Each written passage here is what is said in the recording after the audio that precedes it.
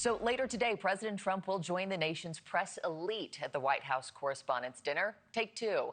The do-over happening nearly 3 months after the president, cabinet members and press had to duck for cover as an alleged would-be assassin tried to rush the ballroom at the Washington Hilton.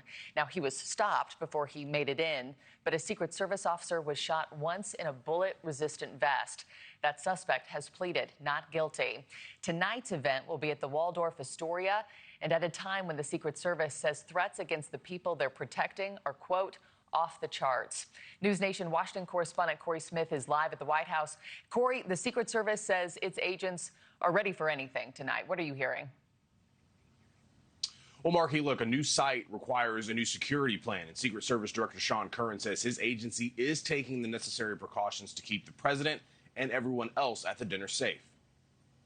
We are in a heightened level of a threat environment right now. It's no secret. There are things happening around the globe that are always going to impact, how we move, and that's how we evaluate, what our security plan is going to be. Now, tonight, part of that plan includes enhanced screening procedures, airport-style magnetometers, a controlled entry point. Even the tickets are different. They're now digital. But perhaps the biggest change is the venue itself. Tonight's dinner will be held at the Waldorf Astoria instead of the Washington Hilton. And the guest list, much smaller, capped at 680 people instead of the 2,600 who attended in April.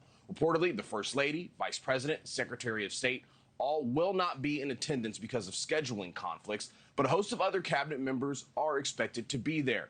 Now, the more intimate size does not change the approach of the Secret Service. Curran says they go into every event expecting bad people to show up because simply that is the world we live in. And just look at the numbers and you understand why. The Secret Service has opened more than 10,000 investigations into threats against protectees so far this year, a 40% increase from the same period in 2025. Not to mention, there have been multiple assassination attempts against the president, and an alleged terrorist plot targeting the White House UFC event was thwarted just last month.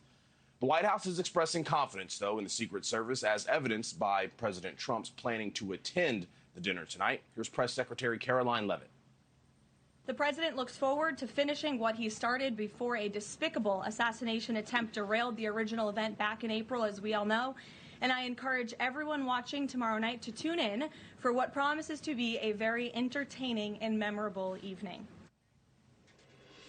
Now, tonight's event will also honor the Secret Service agent who was injured in April at the original dinner. And an interesting note here, Markie, tonight will be a homecoming of sorts for President Trump. The Waldorf Astoria, D.C. used to be the Trump International Hotel here in Washington, D.C. before the president sold it in 2022 and the property was rebranded. Interesting. Markie? All right, Cory Smith live from the White House. Thank you. Thank you for watching. Subscribe below and download our NewsNation app right now on your phone, and you will get fact-based, unbiased news for all Americans.